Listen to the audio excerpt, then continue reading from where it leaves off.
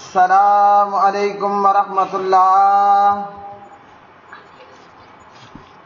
ترجمہ تفسیر القرآن الکریم، سبق نمبر 143، سورہ النساء، پارہ نمبر 4، آیت 5 تا 7۔ اعوذ باللہ من الشیطان الرجیم۔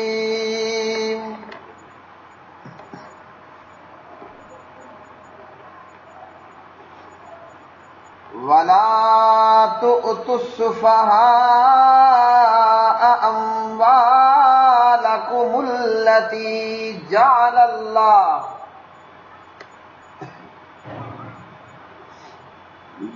اللَّهُ لَكُمْ قِيَامًا وَارْزُقُوهُمْ فِيهَا وَاكْسُوهُمْ وَقُولُوا لَهُمْ قَوْلًا مَّعْرُوفًا وَابْتَلُوا الْيَتَامَى حَتَّى إِذَا بَلَغُوا النِّكَاحَ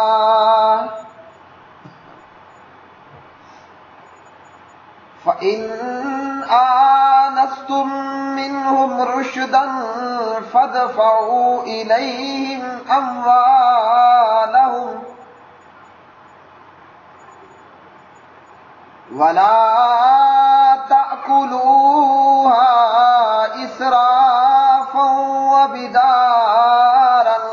أَنْ يَكْبَرُوا وَمَنْ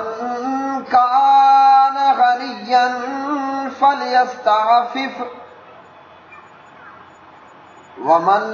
كَانَ فَقِيرًا فَلْيَأْكُلْ بِالْمَعْرُوفِ فَإِذَا دَفَعْتُمْ إِلَيْهِمْ أَمْوَالَهُمْ فَأَشْهِدُوا عَلَيْهِمْ وَكَفَى بِاللَّهِ حَسِيبًا۔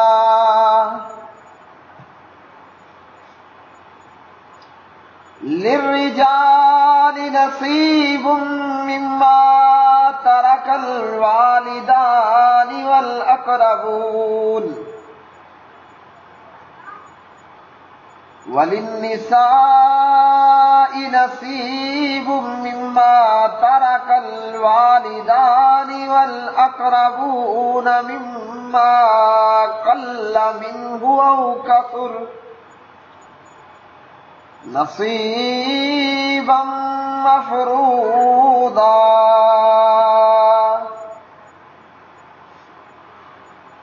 اور بے سمجھوں کو اپنے مال نہ دو جو اللہ تعالیٰ نے تمہارے قائم رہنے کا ذریعہ بنائے ہیں، اور انہیں ان میں سے کھانے کے لیے دو اور انہیں پہننے کے لیے دو اور ان سے اچھی بات کہو، اور یتیموں کو آزماتے رہو یہاں تک کہ جب وہ بلوغت کو پہنچ جائیں، پھر اگر تم ان سے کچھ سمجھداری معلوم کرو تو ان کے مال ان کے سپرد کر دو، اور فضول خرچی کرتے ہوئے اور اس سے جلدی کرتے ہوئے انہیں مت کھاؤ کہ وہ بڑے ہو جائیں گے۔ اور جو غنی ہو تو وہ بچے، اور جو محتاج ہو تو وہ جانے پہچانے طریقے سے کھا لے۔ پھر جب ان کے مال ان کے سپرد کرو تو ان پر گواہ بنا لو، اور اللہ تعالیٰ پورا حساب لینے والا کافی ہے۔ مردوں کے لیے اس میں سے ایک حصہ ہے جو والدین اور قریبی رشتہ دار چھوڑ جائیں، اور عورتوں کے لیے بھی اس میں سے ایک حصہ ہے جو والدین اور قریبی رشتہ دار چھوڑ جائیں، اس میں سے جو اس سے تھوڑا ہو یا بہت، اس حال میں کہ مقرر کیا ہوا حصہ ہے۔ وَلَا تُؤْتُوا، اور نہ تم دو، السفہاء، بے سمجھوں کو،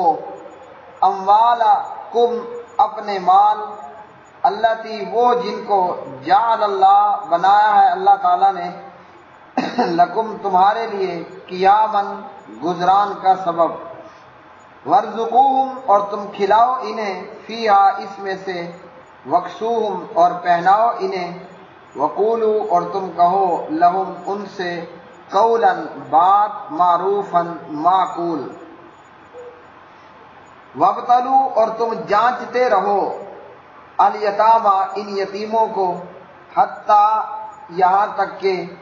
اذا، جب، بالغوا، وہ پہنچ جائیں، النکاح، نکاح کو، یعنی نکاح بلوغت کی عمر کو، فَإِن، پھر اگر، آنستم، تم پاؤ، منہن، ان میں، رشدن، سمجھداری، فادفعوا، تو سونپ دو، الیہم، ان کی طرف، اموالہم، ان کے مال، ولا تاکلوہا، اور نہ تم کھاؤ ان کو، اسرافاً، حد سے بڑھ کر، وبداراً، اور جلدی کرتے ہوئے، ان یکبروا، کہ وہ بڑے ہو جائیں گے، ومن کانا، اور جو کوئی ہو، غنیًا، مالدار، فلیستعفف، تو چاہیے کہ وہ بچے، ومن، اور جو کوئی، کانا، ہو، فقیراً، فقیر، فلیاکل، تو چاہیے کہ وہ کھا لے، بالمعروف، دستور کے موافق، فَإِذَا، پھر جب، دفعتم، تم سونپو، الیہم، ان کی طرف، اموالہم، ان کے مال، فَأَشْهِدُوا، تو تم گواہ ٹھہرا لو، علیہم، ان پر، وکفا، اور کافی ہے، باللہ، اللہ تعالی، حسیبا، خوب حساب لینے والا۔ للرجال، مردوں کے لیے، نصیب، حصہ ہے، مما، اس میں سے جو، تارکا، چھوڑ جائیں، الوالدان، ماں باپ، والاقربون، اور قرابت دار، وللنساء، اور عورتوں کے لیے بھی، نصیب، حصہ ہے، مما، اس میں سے جو، تارکا، چھوڑ جائیں، الوالدان، ماں باپ، والاقربون، اور قرابت دار، مما، اس میں سے کہ، کلا، تھوڑا ہو، منہ، اس میں سے، او، یا، کثر، زیادہ، نصیباً، اس حال میں کہ وہ حصہ ہے، مفروضہ، مقرر کیا ہوا۔ پیارے بھائیوں اور میری بہنوں، ان آیات بینات کے اندر اللہ رب العالمین نے ایسے چھوٹے، کم عمر، نابالغ، بے سمجھ یتیموں کے مال ان کے حوالے کرنے سے منع کیا ہے۔ وہ جو کم عمری، نابالغی اور ناسمجھی، بے سمجھی کی وجہ سے مال کے انتظام کی صلاحیت نہیں رکھتے ہیں، تو پھر متولی کو چاہیے کہ یتیم کے مال میں سے اس کے کھانے کا اور اسی کے مال میں سے اس کے پینے اور پہننے کا انتظام کرتا رہے، مگر کم عمر، بے سمجھ، چھوٹی عمر کے یتیم کے مال کو اس کے سپرد نہ کرے۔ ابو موسیٰ رضی اللہ تعالیٰ عنہ راوی ہیں، صحیح الجامع میں 3075 نمبر کی یہ روایت ہے۔ ابو موسیٰ نبی علیہ السلام سے بیان کرتے ہیں، 3 آدمی اللہ تعالیٰ سے دعا کرتے ہیں مگر ان کی دعا قبول نہیں ہوتی۔ ایک وہ آدمی جس کی بیوی بدخلق ہو، بد کردار، بد اعمال، اس سے مراد یہ ہے، اور پھر بھی وہ ایسی بدخلق بیوی کو طلاق نہ دے، اس کی دعا قبول نہیں ہوتی۔ پتہ چلا کہ گندے کردار کی عورت کو نہیں رکھنا چاہیے، یہاں اتنا یاد رکھ لیں، اس کی اصلاح کی کوشش کرنی ہے، وہ ٹھیک ہو جائے تو صحیح، ورنہ اسے نہیں رکھنا۔ دوسرے، اس بندے کی اللہ تعالیٰ دعا کو قبول نہیں کرتا جس شخص کے ذمے مال تھا مگر اس نے اس پر جس کا کسی بندے کے ذمے مال تھا مگر اس نے اس پر گواہ نہیں بنایا۔ تیسرا، وہ بندہ اس کی دعا بھی قبول نہیں ہوتی جس نے کسی بے وقوف کو اپنا مال دے دیا، جبکہ اللہ نے فرمایا بے سمجھو بے وقوفوں کو مال مت دو۔ تو اگر جو یتیم کا متولی ہے، یتیم کی پرورش کرنے والا ہے، جب تک کہ یتیم بالغ نہ ہو جائے اور جب تک کہ وہ سمجھدار نہ ہو جائے، اس کا مال اس کے حوالے نہیں کرنا۔ جب وہ بالغ ہو جائے، نکاح کی عمر کو پہنچ جائے، یا یہ کہ وہ سمجھدار بھی ہو، دو باتوں کا ہونا ضروری ہے، بالغ بھی ہو اور سمجھدار بھی ہو۔ اگر بے سمجھ ہے تو بڑے جتنی عمر کا ہے اس کے حوالے مال نہیں کرنا۔ دونوں باتیں ضروری ہیں، بلوغت بھی اور فہم بھی، سمجھ بوجھ ہو اور بالغ ہو تو اس کا مال پھر اس کے حوالے کرنا ہے۔ بلوغت کی علامت کے لیے مرد احتلام اور عورت حیض ہے، اور اسی طرح یا یہ کہ عمر 15 سال ہو جائے یا یہ کہ غیر ضروری بال آ جائیں۔ تو حضرت علی رضی اللہ تعالی عنہ نے فرمایا، میں نے نبی علیہ الصلوۃ والسلام سے بلوغت کے تعلق سے یہ سن کر یاد رکھا ہے کہ احتلام کے بعد یتیمی نہیں اور دن سے لے کر رات تک خاموشی نہیں، یعنی جب بندہ احتلام اس کو آ جائے تو وہ بالغ ہو جاتا ہے۔ ابو داؤد 2873، علامہ البانی رحمہ اللہ فرماتے ہیں روایت صحیح ہے۔ اسی طرح بنو قریظہ کے معاملے میں بھی یہ حکم دیا گیا کہ جن کے بال زیر ناف بال آ چکے ہوں انہیں قتل کر دیا جائے، اور جن کے زیر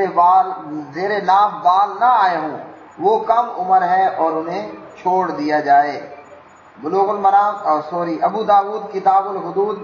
4404، علامہ محمد ناصر الدین البانی رحمہ اللہ فرماتے ہیں کہ یہ روایت صحیح ہے۔ تو بلوغت سے مراد یا تو 15 سال عمر ہو جائے، یا حیض آ جائے، یا احتلام ہو جائے، یا زیر ناف بال اگ آئیں۔ تو جب تک ایسا نہیں ہوتا یتیم کا مال اس کے حوالے نہیں کرنا۔ یتیم کا سمجھدار ہونا بھی ضروری ہے اور بلوغت بھی ضروری ہے، پھر متولی اس کا مال اس کے حوالے کر دے۔ اسی طرح عہد کے موقع پر ابن عمر رضی اللہ تعالیٰ عنہ کی عمر 14 سال تھی، آپ کو معرکہ عہد میں اجازت نہیں ملی۔ خندق میں ابن عمر کی عمر 15 سال تھی تو ان کو یہ اجازت مل گئی۔ بخاری 2664۔ اور جو غریب نادار ہے وہ ضرورت مطابق کھا سکتا ہے، متولی جو یتیم کی پرورش کر رہا ہے، اور جو مالدار ہو غنی ہو تو وہ یتیم کے مال سے خود کو بچائے۔ آگے کی آیات میں آ رہا ہے کہ اور اسی طرح حدیث کے اندر بھی کہ یتیم کا مال کھانا کس قدر بڑا گناہ ہے۔ ان آیات میں اللہ نے فرمایا مردوں کا بھی وراثت میں حصہ ہے اور عورتوں کا، خواتین کا بھی وراثت کے اندر حصہ ہے، اور ماں باپ یا رشتہ دار جو بھی جائیداد چھوڑ جائیں وہ کسی بھی قسم کی نوعیت کا مال ہو، مال وراثت میں مرد کو بھی حصہ دیا جائے گا، عورت کو بھی حصہ دیا جائے گا۔ آگے کی آیات میں ہے کہ پھر مرد کا کتنا ہوگا اور عورت کا حصہ کتنا بنے گا۔ لیکن ایک بات ضرور ہے کہ وراثت میں جہاں مرد کا حصہ ہے وہیں عورت کا حصہ بھی ہے۔ جاہلیت کے اندر ایسا نہیں ہوتا تھا، بلکہ وراثت میں متروکہ مال اور جائیداد میں خواتین کو، عورتوں کو اور بچوں کو محروم کر دیا جاتا، صرف بالغ لڑکے ہی جائیداد پر قبضہ کر لیا کرتے تھے۔ اسلام نے ان چیزوں کو ختم کر دیا، کوئی چھوٹا ہو کہ بڑا ہو، مرد ہو کہ عورت ہو وغیرہ، وراثت اور متروکہ مال میں سب کے حصے موجود ہیں۔ آگے کی آیات میں پھر اللہ رب العالمین نے یوصیکم اللہ کے بعد جس کا جو حصہ بنتا ہے اللہ تعالیٰ نے وہ بیان کیا، وآخر دعوانا ان الحمد للہ رب العالمین۔